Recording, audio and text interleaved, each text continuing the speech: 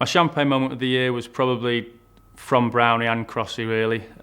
Both in the first full season of first class cricket, and both to get hundreds in the first 2 games sort of set the standard and led the way for the rest of the lads. For me personally, it was really good for them to score hundreds. It sort of spurred me on to try and get my second and then eventually my third in the season, and thought from those two, the hard work they put in over the winter to get the opportunity and then take it so early on was brilliant for them and brilliant for the team, and personally it spurred me on as well. My champagne moment of the season was running onto the field, celebrating in the season, running out to Crofty and Brownie, and just being in the middle of the pitch for them once they hit the winning runs.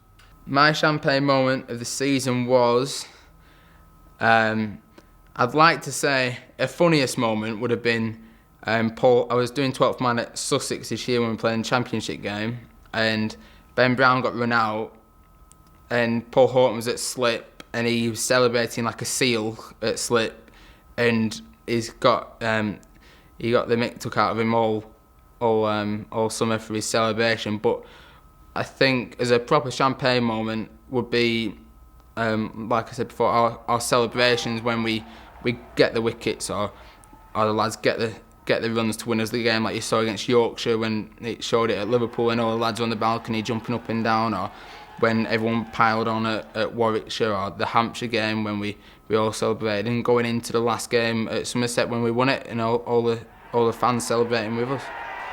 My champagne moment of the year probably was at the Yorkshire game at Headingley.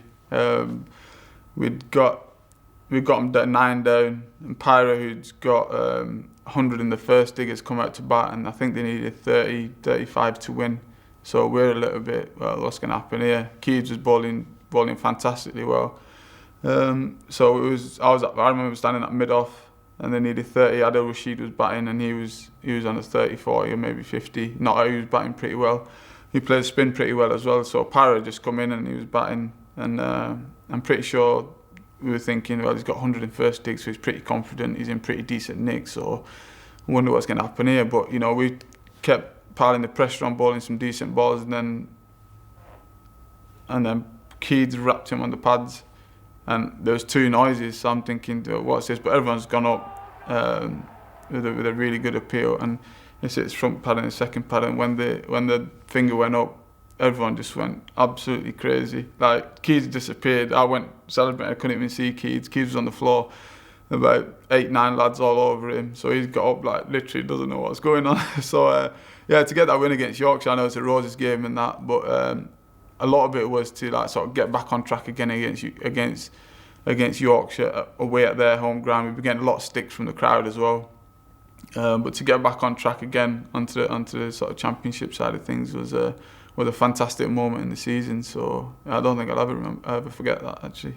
My champagne moment of the year was definitely at Headingley. I think when we won, on the afternoon of the last day, it was so hard to get the last wicket, and we thought it was getting too close. And then when Keys finally hit Pyra on the pad, I just thought it was like being at the bottom of a scrum. We just charged him, and that's one thing that will stick with me, forever. Really, just that image of Keys being on the bottom, like when Gazza scored against Scotland in the dentist chair. Everyone just did the same and just charged him, and I think that's what you play cricket for, to win games like that. Well, my champagne moment of the year, I think, is 2 things, and both of Stephen Croft's catches, one against Yorkshire to dismiss Joe Sayers, and another one to get Alex Hales out at Trent Bridge. They were 2 of the best catches I've ever seen, so I think it just shows not only batting and bowling wins you games.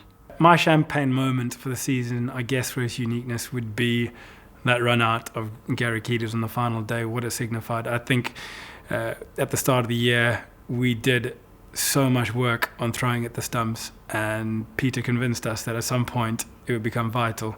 Jason Swift, who'd been working with us endlessly on it, was with Bangladesh, but I'm convinced that he had a massive smile on his face the moment Gary Keedy hit those stumps and gave us that chance to chase down those runs.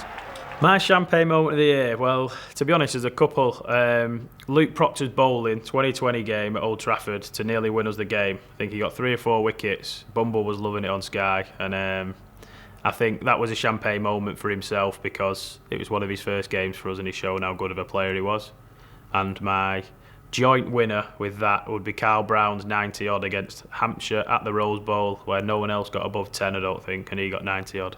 Well, there was so many, loads of champagne moments. If I'm being honest, so many things. Often things like catches, things that you look back on that made big differences. We played Headingley against Yorkshire when I think Gary Keady made 3 diving stops in the first 15-20 minutes of the game, and we ended up winning by 22 runs.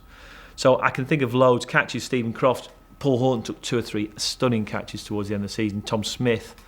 But generally, over the whole thing, you could list them down. Brownie's first 100 was a significant one. You could go on forever. I think I would hate to. The champagne moments, I suppose, the ultimate one would be obviously when we won it. I think I can't get far away from Kerrigan getting Neil Mackenzie out with 4 minutes to go, because that meant we were going to have a chance. And I think at that point, everybody with the best will in the world was thinking, crikey, maybe we're not going to get that final wicket.